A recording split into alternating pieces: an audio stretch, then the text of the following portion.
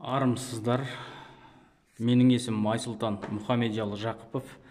Жезқазған, яғни бұрынғы Жезқазған, қазіргі Ұлытау облысы, Қарағанды облысы деп дауласып, бөлініп, анау ауыл ауылыс, мына аудан алыс қалай бөледі деп жүрген кезде, қазір жобамен мына тұрған Ұлытау ауданын, мына тұрған Жаңарқа ауданын Ұлытауға қаратып, орталық Жезқазған қылып, осы екі ауданды берді, о жаққа.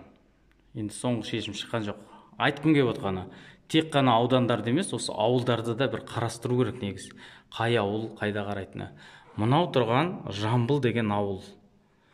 Бұл соңғы халық санағы келесі жыл шығады. Нәтижесі оның алдында 2009-да ма, 2008-дегі ме санақта осы ауылда 60 шақты ғана адам қалды деп, 50-60 шақтасам солай көрсетіледі. Енді осы ауыл мына тұрған Қаражалға жақын тиіп тұр. Ақтау, Қылыш, Қытай, Шалғия, міне. Бұлардың барлығы, мыналар да кішкене қазір кезінде аты шыққан жерлер қазір почти жабылудың алдында. Жамбыл, бұл кеніш. Жамбыл Жабаевқа қатысы жоқ. Жамбыл деген жігіт сол кенішті тапқан деп айтады. Енді осы Жамбылдан кеніш шыққаннан кейін ол бүйтіп кенді мынау Ақшатауға баратын. Ақшатауда үлкен комбинат болды ғой. Тікелей мына Жамбылдан келетін. Сондықтан да осы шет ауданына қарады. Енді мына Жамбылдың адамдары мынау Ақсу Аюлы, бұл шет ауданы, Ақсу Аюлы ауданы ғой. Шет деп те айтады. Міне, орталығы осы жер, қаншама елді мекендер етіп. Мына Қаражалға қарайсыза болады ше.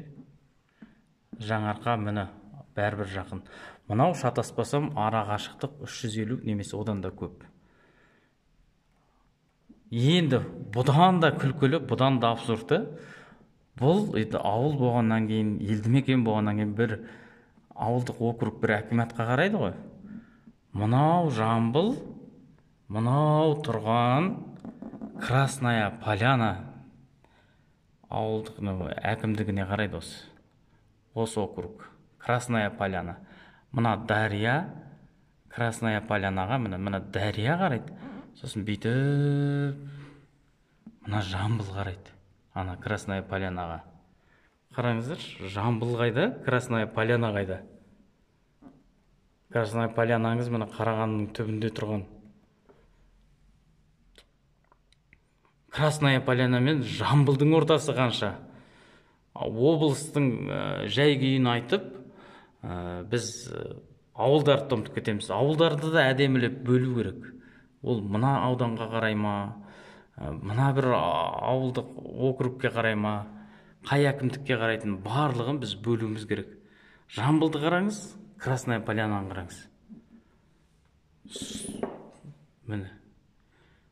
Енді осындай ауылдар жайлы міне мынау Шалғияны да түсіруге болады, мына Жамбылды да түсіруге керек. Мына Шалғияда сұмдық кезінде санаторийлар болған, батпақпен емделетін жерлер болған.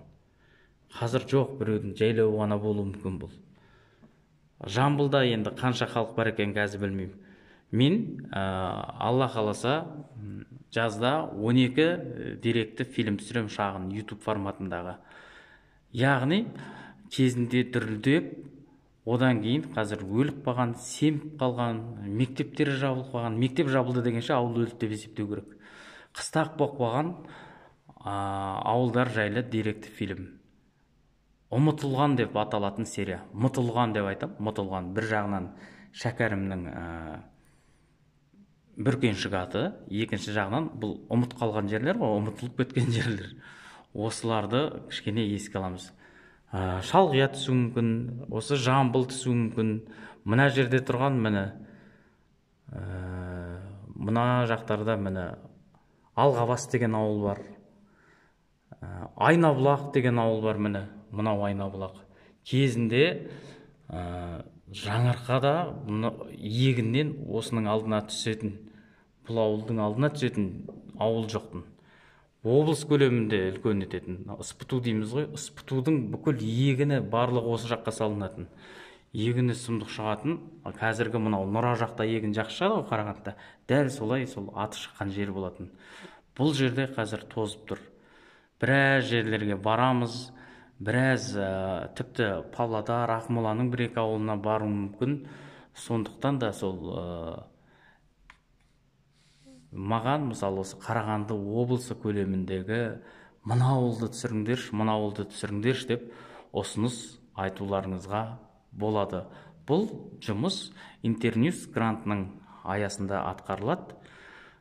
Сондықтан да маған сәттілік тілеп қойсаңыздар болады. Ал мына сұрақтарды мен облыстық қоғамдық кеңестің мүшесі ретінде көтеремін.